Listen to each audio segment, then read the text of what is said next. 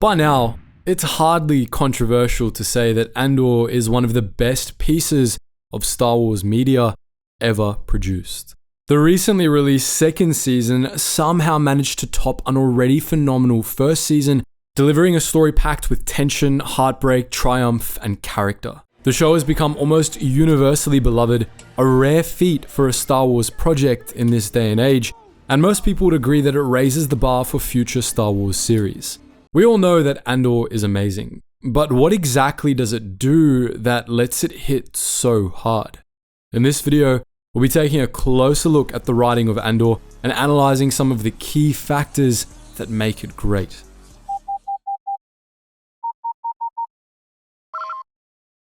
Attention, Sergeant on deck! After the end of Andor's first season, we said in our retrospective on the series that Andor stands out from many of the other Disney Plus series because it's a Star Wars story, not a Star Wars product.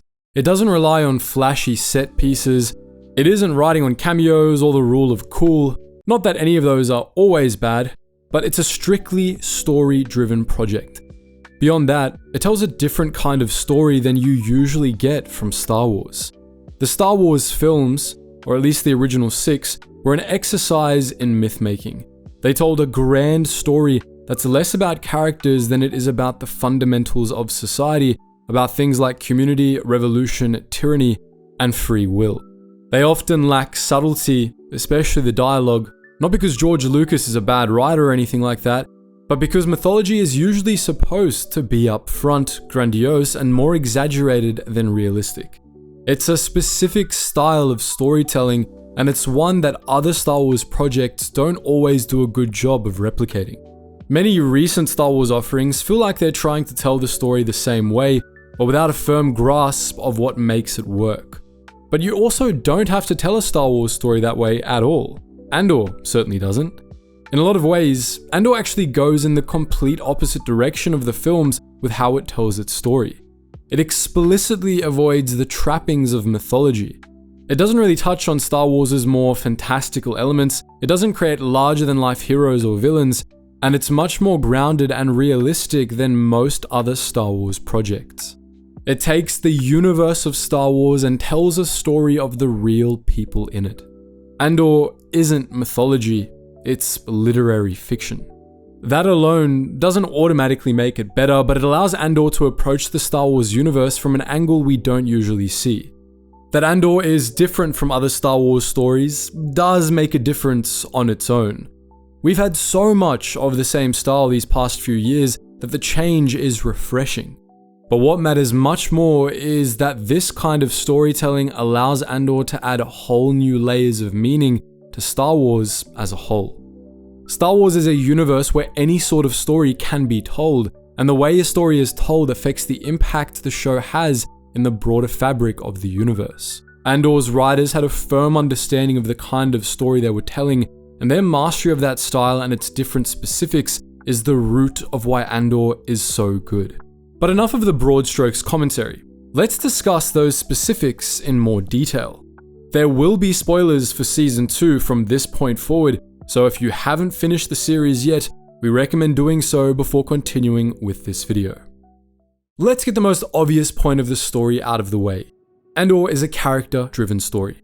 Rather than being driven by a predetermined plot which the characters are dragged along by, the plot evolves organically from the motivations, actions, and interactions of a cast of complex, well-written characters. This not only makes the plot feel more natural, and not only creates a richer, more layered story than most plot-centric ones, but it also puts the focus on the part of the story that most people in the audience naturally connect to the most. It adds more weight to the characters and their decisions, and it makes Andor as a whole more human. For example, let's consider the second season's third arc. This arc has more large-scale plot elements than any other, most notably the Gorman Massacre and the Declaration of Rebellion. It tells the story of the start of the Galactic Civil War, depicting events that affect vast numbers of people and change history on a galactic scale. But rather than fixating on the events it depicts, this arc focuses on how they affect the various main characters involved in them. The Gorman massacre sequence focuses on Dedra's guilt over the whole affair, the shattering of Cyril's worldview and his horror at what he's been part of, and the terror and grief our Gorman rebel characters feel as they and their countrymen are slaughtered. Even the scenes with a wider focus are character-driven.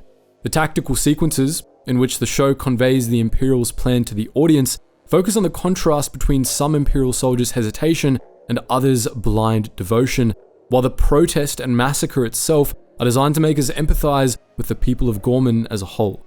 Similarly, the declaration of rebellion in the next episode doesn't focus on the broader galactic implications of the speech or the subsequent formation of the Rebel Alliance, but on the courage and conviction of Mon Mothma, the various Rebel agents' loyalties or lack thereof, and the ISB agents' terror as they scramble to shut the speech down. Telling the story this way isn't just a stylistic choice. It helps the audience feel the emotional weight of the events taking place. It makes them real, rather than just a sequence of things happening. It puts us in the place of the characters we're seeing the story through, not only helping us feel what they feel, but giving us an understanding of what's happening beyond what a story with a less focused scope might convey. After all, stories are about people, not statistics. It's the tragedy and terror of Imperial soldiers gunning down civilians that matters, not how many of them there are or the specific units assigned to the operation. Andor is a masterclass in character-driven storytelling, and it makes everything else the show does that much more powerful. But there's a prerequisite to good character-driven storytelling, and that's building good characters to tell the story through. Fortunately, Andor does that really well too. All of its characters, from Cassian Andor himself to more minor players like Kino Loy or Davos Skulden, are complex, fleshed out, and above all, real. There are no two-dimensional characters in Andor. The protagonists all have faults and dark sides, and the antagonists aren't cartoon villains, but almost uncomfortably realistic people that you can even feel some sympathy for at times. While Cassian, Luthen, and other rebels have their fair share of heroic moments, they also murder people in cold blood when they have to. While the Imperials of Andor are responsible for terrible atrocities, many have moments where you feel for them, or even root for them, such as when Dedra chews out Cyril's mother, when Cyril realizes what he had been part of on Gorman, and when Major Partagaz kills himself.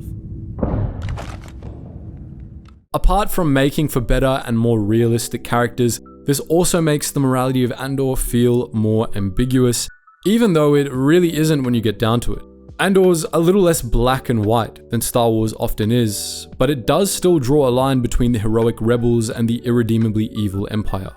It just humanizes the people on both sides and adds hints of ambiguity here and there, which is enough to allow the series to keep its sense of reality and make it feel more mature without seriously altering the moral framework of Star Wars. On top of being complex, these characters all have personality, which is as much a product of acting and even costume design as it is writing. In every scene Mon Mothma is in, the tension her character feels over her precarious situation is palpable. Dedra is stiff and almost inhuman, fascist to the core, clinical yet aggressive, and Luthen is a chameleon, unpredictable and shifty. These different layers of character are what make all of Andor's characters work, and even more impressively, so many of these defining traits are conveyed implicitly through context and subtle details. In general, subtlety is another thing that Andor does extremely well. Unlike an increasing number of series and films, it respects the intelligence of its audience, and it challenges you to pay attention in order to understand the full context of what's happening. Characters don't telegraph their every emotion and motivation. A lot is left to subtext, and if you're not paying close enough attention, you might even miss key plot points because of this. In Season 2's first arc, for example, there's a subplot in which Tay Kolma asks Mon Mothma for more money in order to keep working for the rebellion, under the implicit threat of going to the authorities if she doesn't pay up. No one ever actually says any of this out loud, it's all conveyed implicitly. The audience is supposed to read between the lines when Kolma's talking about his financial woes and how the rebellion is hurting him. The show does something similar with Major Partagaz's final arc. In the finale, it's never said outright why Partagaz is being arrested and why he kills himself to avoid this. You have to read between the lines of Krennic's earlier conversation with Partagaz, in which Krennic says he can't protect the Major from the Emperor's wrath, to understand that Partagaz is on the chopping block because of his failure to prevent word of the Death Star project from leaking out. From major plot points to minor nuances, so much is conveyed implicitly all throughout Andor. This makes the show more engaging, not only because it forces you to pay attention, but because the challenge of reading between the lines is fun. It also improves the quality of the storytelling, mainly for two reasons. Firstly, it allows Andor to pack every episode full of story without making it too dialogue heavy or cluttered, preserving the series' pacing while making it denser than most shows usually are. It also adds to the realism of the show, making the characters' behavior feel more human. In the real world, people often don't say what they mean outright, and the way in which characters imply rather than say things gives us more insight into their personalities and how they think. The subtlety of Andor is complemented well by the narrow scope of the stories it tells. The show isn't about grand battles or anything like that. Like we said earlier, it tells personal stories and it keeps them fairly restrained in scale. Rather than having our heroes fight through wave after wave of stormtroopers every episode, for example, Andor spaces out its fights, and it usually puts the protagonists up against small, manageable groups of Imperials. Stormtroopers and TIE fighters, which are omnipresent in other Star Wars stories, are less common in Andor, showing up only when things are about to get real. The face of the Empire is more often Imperial Army grunts, corporate police, or prison guards, and the ISB. This gives the more well-known symbols of the Empire much more impact when they do appear. Andor's narrow scope allows it to depict a squad of stormtroopers as a serious threat, rather than as cannon fodder that our heroes are sure to bulldoze through.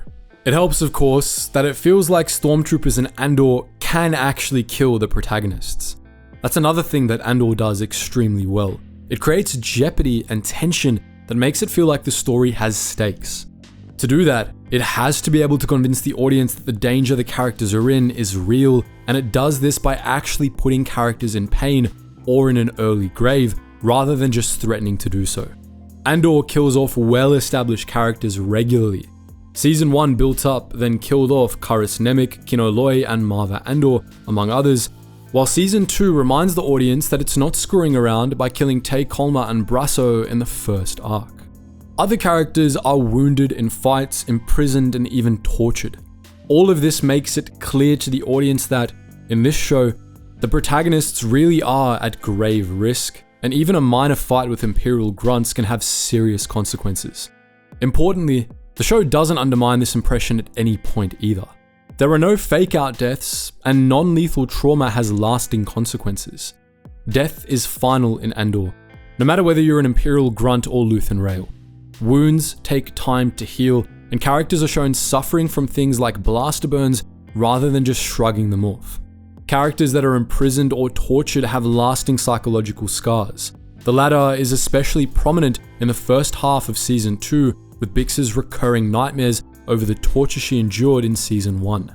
When characters like Andor get hurt, and when they die, they're dead. The sense of jeopardy this creates is then amplified by how the series carefully builds, maintains, and then releases tension. The potential consequences for the characters creates high stakes, which the series repeatedly follows up on by holding major threats above the characters' heads, sometimes for several episodes. Andor creates dread better than a lot of horror movies, and it's an extremely tense experience from beginning to end. It draws out those moments of dread, and it twists the knife however it can when the audience knows that something bad is about to happen. In Season 1, the show spends a lot of time on the planning for the raid on Aldhani, so that, by the time it actually happens, the audience is on the edge of their seats. In Season 2, it holds the threat of the Imperial inspection on Mina Rao over the characters' heads for 3 episodes before the inspection finally arrives at the area Bix, Brasso, and the rest are living in. It draws out the build-up to the Gorman massacre by repeatedly cutting to long shots of the Gore protesters singing, not because any of these shots convey anything new, but to make the dread at what you know is about to happen to these people that much worse. Because of how well it creates jeopardy and builds tension, Andor is able to inject these things into sequences where, logically, they shouldn't resonate as well. Consider the second season's 9th episode, in which Cassian has to extract Mon Mothma from the Senate. The audience logically knows that nothing can really happen to either of them. They're both in Rogue One, so they both survive, and Mon is able to make it to Yavin in Rebels, so we also know that Andor's extraction will be successful. There's no rational reason for the audience to buy into the tension the episode tries to build, yet the whole episode is still one of the tensest in the show. The show has trained us to know that the danger characters face is real, and because the episode spends so much time building up the stakes and the threat the characters face, it gets you to buy into the tension it's building. It puts you on the edge of your seat until Cassian and Mothma are back in the safe house, because even though you know full well that it'll be fine, the show has gotten you to feel like it might not be.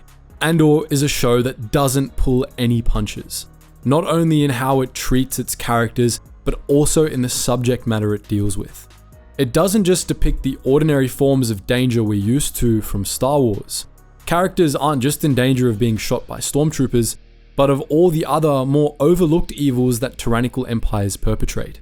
Characters are imprisoned and tortured, and the show pays plenty of attention to propaganda, espionage, and the secret police, all the subtle aspects of empire that the people of the galaxy have gotten used to. Andor also goes places that Star Wars often expressly avoids. In Season 2, it doesn't shy away from how the unchecked power the Empire gives its enforcers enables things like sexual assault, confronting viewers with the horrors of a very real issue, and it isn't afraid to use the word genocide to describe the Gorman massacre. Again, Andor treats its audience with respect, enough to make the Empire into a real tyrannical state, with all the atrocities its real-world inspirations have committed. That leads us to another of the main reasons Andor is so great. The original Star Wars films were explicit allegory, with clear messages about human nature, government and politics, and free will, which we've done a whole video dissecting if you're interested. Star Wars isn't just fun, its story means something, and that meaning is a large part of what makes it so special. It's also a large part of why so many recent Star Wars offerings feel so lackluster, because they don't have the same level of meaning, and they don't have messages for the audience. Unlike the original trilogy and prequel trilogy, the sequel trilogy is seriously lacking in terms of messaging, and because of that, it feels hollow and different from the other 6 films.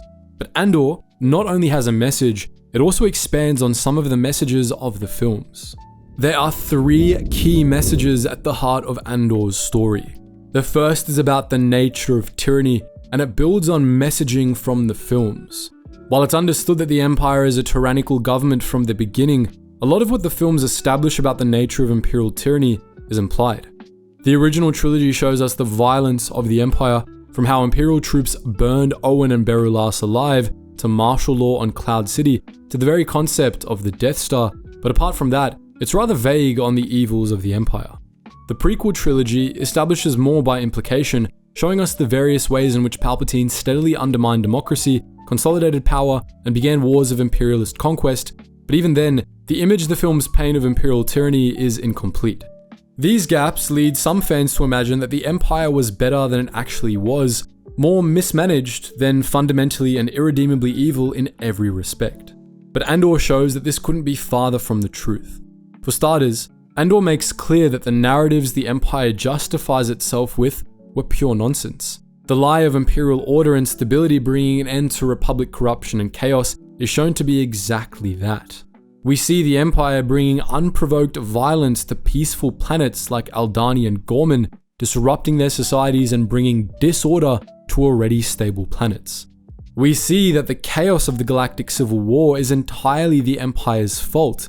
It's the Empire that provokes a response by bringing the boot down on planets like Ferrix and Gorman, and it's the Empire that causes chaos and disruption by arresting random tourists on Niamos and harassing workers on Minarao. There's no benefits to Imperial rule, because the sole function of the Empire is to accumulate power for its rulers at the expense of the people, and that's incompatible with making the galaxy a better and more stable place. The Empire doesn't create order, quite the opposite. If this isn't already evident in what the Empire does, then it's made clear by what we see of the Empire's structure. While the Empire has civilian government, it's largely inconsequential, and the real power in the Empire is all concentrated in the military and secret police. The Senate is powerless and mostly symbolic, mostly full of imperial stooges with nothing of value to say. Civilian ministries like the Bureau of Standards are soul-crushing, and even high-ranking personnel are completely at the mercy of the military and the ISB, as shown in the raid of Cyril's office in early Season 2. The Imperial State exists primarily as a support base for the Emperor's enforcers, for the military and the ISB, whose power is completely unchecked. The military can detain anyone and have them tossed in jail indefinitely. They're given free rein to kill or harass whoever they want, and the Empire supports them with unfathomable amounts of funding and resources. The ISB is everywhere, policing every word people say in earshot of their listening devices, completely controlling public narratives, torturing and executing anyone they even suspect to have rebel sympathies. Time and again, the enforcers of the Empire use this power to pick on random people, from the 2 corpos who tried to mug Cassian in the series premiere, to the officer that tried to assault the Bix in Season 2. This isn't a byproduct of Imperial tyranny, but a feature, because that kind of abuse for its own sake is exactly what the Empire is doing to the entire galaxy. It seizes land and resources as it wishes, harassing and slaughtering innocent people in the process, exerting its power whenever it can. The society this sort of government creates can never be a healthy one, and Andor shows us that the society of the Empire definitely isn't. Many of the ordinary people, as best exemplified by Cyril Khan, are utterly brainwashed, willing to accept any lie the ISB feeds them. Internally, the people who enforce the Emperor's will, who are given unchecked power over everyone else, are themselves completely at the mercy of their superiors. The Empire eats its own. The end of Dedra Meero's story shows this, as her many years of stalwart loyalty and devotion to the ISB mean nothing when Krennic suspects her of rebel sympathies, but perhaps the clearest example is the fate of Major Partagaz, who, after everything, is left with no choice but to kill himself rather than to face the Emperor's wrath for other people's failures. The Empire is a lot scarier in Andor than it usually is, and in our original Andor retrospective, we commented that this was because the Empire in Andor is mundane and plausible.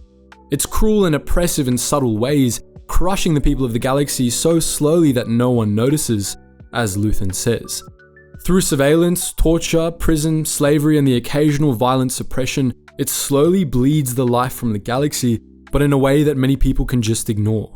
This makes it more believable, a more realistic depiction of tyranny, and it's a trend that continues in parts of Season 2, with the inspections and crackdowns on Mino Ral, the censoring of the Senate, and the spread of anti-Gorman propaganda. But in Season 2, Andor also shows us much larger imperial atrocities as well, in the form of the pre-planned genocide on Gorman, and it reminds us that far worse is on the way as the Death Star nears completion. In this way, the second season ramps up the horror of imperial tyranny, but it still makes clear that it's the subtle things that are the root of it all. Season 2 makes the case that the greatest damage the Empire does isn't the atrocities themselves, but the destruction of truth the Empire carries out in order to get people to blindly accept those atrocities. It's the narrative control that does the most damage, because it not only allows the Empire to commit acts of evil, but it gets people to accept and even justify those acts of evil on their own. We see that spin doctors and propagandists are able to get most of the imperial populace to accept and even cheer on the Gorman massacre with narratives of how arrogant, aggressive, and disorderly the Gore are. The Empire smothers people's basic empathy under a mountain of lies, and this allows it to get away with anything. As Mon Mothma says, the death of truth is the ultimate victory of evil. But there's another crucial insight into the nature of tyranny that Andor provides, that it's fragile. The constant effort the Empire's enforcers put into keeping the galaxy underfoot isn't a show of the Empire's enormous strength, but how weak its grip on power truly is, because that power is based on control, not popular consensus, and true control on such a massive scale is impossible. The Empire hides behind an illusion of invincibility, but in reality, it's fundamentally unstable. It eats its own, and its policy and very nature breed rebellion. The Empire's enforcers have to work so hard to maintain control because they're fighting against the inevitable, the revolution that will sweep it all away. That leads us to the second core message of Andor, which is about revolution. This is also a major theme in the original trilogy, which preaches that, in the face of evil with legitimate authority, rebellion is a moral imperative. The original heroes of Star Wars spend their trilogy waging a full-on war against the government, a revolution that, contrary to imperial narratives, isn't chaos, but justice. Andor carries all of the same messages, and it adds depth to them by giving us a grittier, more realistic depiction of revolution. Revolution in the original trilogy isn't exactly sanitized. The rebels still kill loads of Imperial soldiers and blow up space stations full of personnel. But it doesn't have many of the moral compromises that a real revolution would have to grapple with, and that's where Andor comes in. Andor makes it clear that battling oppression is a violent, gritty, and morally uncomfortable affair, and one that sometimes requires the use of untoward methods. As Luthen says in Season 1, the rebels have to use the tools of the enemy to defeat them. They have to shoot people in cold blood sometimes. They have to lie, steal, or carry out bombings. Sometimes, they even have to encourage people to rebel with full knowledge that they could get slaughtered in order to be an example to others. Andor doesn't shy away from any of this, and it still makes clear that the rebellion is entirely justified, regardless of what it might have to do to bring down the Empire. Andor also expands on the theme of revolution by showing how it starts, something the films never do. In Season 1, what will become the rebellion is just a few scattered insurgent groups carrying out relatively minor acts of insurrection, attacking small Imperial garrisons, orchestrating prison breaks, and inciting riots. Over the course of Season 2, the rebellion steadily grows in scale. The rebels steal a prototype TIE fighter, and they get more bold with their attacks, hitting an interrogation facility on Coruscant itself and attacking convoys on Gorman. As more people are inspired and get involved, the larger the rebellion grows, until it has an established base on Yavin 4 with starfighters, large numbers of personnel, powerful political leaders, and a disciplined army with regulations and structure. Andor also makes clear that this process necessarily involves many false starts and failures. It never shows us what happens to Ferrix, but it's implied that there was at least a crackdown. Cassian and his family have to relocate several times, and entire rebel cells like Anto Krieger's Neo-Separatist group and the Maya Pay Brigade are crushed by the Empire. The rebels on Gorman are doomed from the start, and no matter what choices they made, the end was always inevitable. But these failures still contribute to the cause. As Nemik wrote in his manifesto, the day will come when these moments of defiance will have flooded the banks of the Empire's authority, and then there will be one too many. One single thing will break the siege. That one single thing is yet to happen by the end of Andor, but the second season shows us genuine progress. We see the Alliance building at Yavin. We see Mon Mothma take the step of declaring the rebellion openly. We see the Empire's control over information slipping. In the process, Andor teaches us that any form of rebellion, no matter how small, brings the cause that much closer to victory, and even if it didn't, it argues that the fight would still be worth it. Intertwined with these two messages is a third, and this message is simple, that the choices made by the people involved in both tyranny and revolution matter. On the one side, the actions of Luthen Rael, though all but forgotten by history, lay the groundwork for the whole Rebel Alliance. Mon Mothma's choice to make a stand inspires others and paves the way for change, and all the work done by Cassian Andor culminates in a battle that changes the course of history. On the other side, the unthinking complicity of Cyril Khan makes him an accomplice to genocide. Dedra Meero's devotion to the Empire destroys countless lives, including her own, and Orson Krennic's Death Star project causes a massacre that inspires countless people to rebel. The actions of all the characters, great or small, matter. This message is very simple, but the way Andor conveys it completely reshapes the context of the original trilogy. It can do this because it's a story that's told from the ground up, a story about the ordinary people of the Star Wars universe. The ordinary people of this galaxy are often overlooked in Star Wars media, and those few stories that focus on them, the likes of Andor and KOTOR 2, always end up being among Star Wars' best offerings. This is because they offer us new perspectives on the actions of the franchise's heroes and villains, allowing us to understand the mythos of Star Wars more clearly. Andor specifically uses this ability to show us the true nature of the Galactic Civil War and to add more nuance to the story of the war shown in the films, which presents a bit of a great man theory version of events. You might already be familiar with the concept of the great man theory of history, which considers history to be shaped primarily by gifted individuals. It's one of those theories that's completely discredited in the discipline it comes from, but that still has a stranglehold over the public consciousness, and it's something that the Star Wars films play into a little. In the original trilogy especially, the course of the Galactic Civil War seems to be dictated primarily by the actions of a few great heroes, above all Luke Skywalker, who joins the rebellion just in time to destroy the Death Star, who redeems Darth Vader and helps defeat the Emperor, and who restores the Jedi Order. If you just watch the original trilogy, you might think that the defeat of the Empire was largely the doing of Luke and his friends. But Andor does away with that impression. It makes clear that Luke was just the culmination of years of careful collaboration that led to the rebellion, and it shows us some of the countless sacrifices, little steps, and different groups that paved the way for him.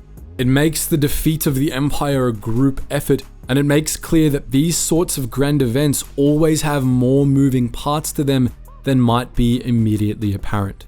The Rebels' ultimate victory over the Empire was a product not just of the actions of the heroes of Yavin, but of Mon Mothma's courage and leadership, Luthen Rael's years of careful work, Lonnie Young's espionage, and Cassian Andor's covert missions. The groundwork was laid by Karis Nemik's writings, the reluctant courage of Kino Loy, Marva Andor's final testament, and even Tu Corpo's decision to try and mug the wrong guy. It wasn't the actions of a few great heroes that brought down the Empire, it was the collective action of the common people across the galaxy doing what they could in the face of horrific reprisals. Andor tells a story with meaning, a meaning similar to the original trilogies, but with added nuance, depth, and context. It understands and embroiders on the themes at the heart of Star Wars. This is what the Star Wars universe is for. George Lucas created it not just as a backdrop for his own stories, but as a medium through which all sorts of stories could be told, expanding on and enriching the original films in the process. Andor does this well, and it challenges the audience to learn the lessons Star Wars has to teach us. There's one last component to what makes Andor so great, and that's how, despite its avoidance of many Star Wars' most well-known symbols, it immerses the viewer in the Star Wars universe in a way few other series do. It channels the magic of the films, creating what George Lucas once called an immaculate reality, a world that's fantastical yet completely believable, where real stories can be told. Andor spends time giving a few different planets their own distinct feel, culture, and nuances. In both seasons, it does this for Coruscant, which is recontextualized from its prequel trilogy appearances, transformed into a soulless, subdued place where Imperial power is all but absolute. In Season 1, Andor focuses on Ferrix, giving us a grimy, unremarkable industrial world whose people are nonetheless proud of their home and its rich culture, which is defined by the motifs of their industrial work.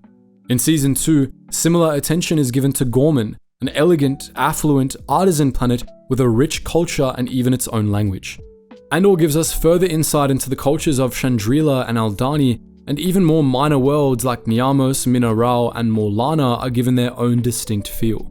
The attention to detail the show has in building up these planets and cultures is especially impressive. Consider, for example, Marva's speech from the Season 1 finale, in which she describes the Empire as reaching like rust into everything around it. This isn't a common metaphor for what she's getting at here.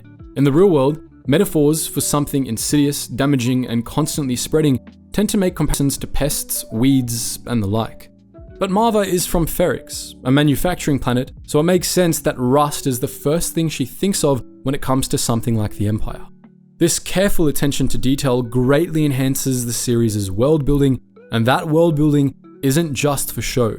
It creates the used universe effect that gives Star Wars its magic, the sense of history that makes the fantastical seem real. This is important because it adds weight to the story. It furthers the illusion that this is a story about real people.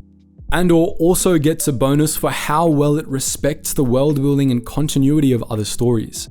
The second season's 9th episode takes pains to maintain continuity with Rebels, and there are plenty of nods to world-building elements from all over Legends and canon. On the canon side, Season 2 brings us to Dakar, a planet from the sequel trilogy, while on the Legends side, the Rakata and their ancient conquests are referenced a few times. Andor also went and brought the original Legends version of the Gorman Massacre, in which Grand Moff Tarkin landed his ship on a crowd of protesters, back into canon, integrating it alongside the canon version of the massacre. It didn't really have to do that, but it was very cool that it did, and it illustrates the respect the writers of this series had for the other creators who have built up the Star Wars universe. All told, Andor is peak. It shows us what Star Wars can do at its best, the potential this franchise has to offer, and it's a damn good show on its own too. In light of how incredible the second season was, as well as how mediocre many other Disney Plus shows have been, it can be easy to think that Star Wars will never be able to top Andor. But we thought the same about the show's first season, and Season 2 did exactly that. More to the point, there's no reason to think that this will be the last good big-name Star Wars project we'll ever get. After all, Disney gave us Andor, and even if the next series isn't nearly as good, it's more likely than not that future Star Wars creators will learn from Andor and deliver shows or films of a similar level of quality. There is immense potential in Star Wars. Virtually any project has the chance to be good. After all, Andor had Saw Gerrera give a speech about huffing engine fumes, and it still went hard. Andor shows us what Star Wars can be at its best, and sooner or later, something else is bound to live up to that. But what do you think? Did you enjoy Andor Season 2? Flood the comments with "I have friends everywhere" if you did, and be sure to let us know your favorite episode. As always guys, thank you so much for watching, and I hope to see you in the next video.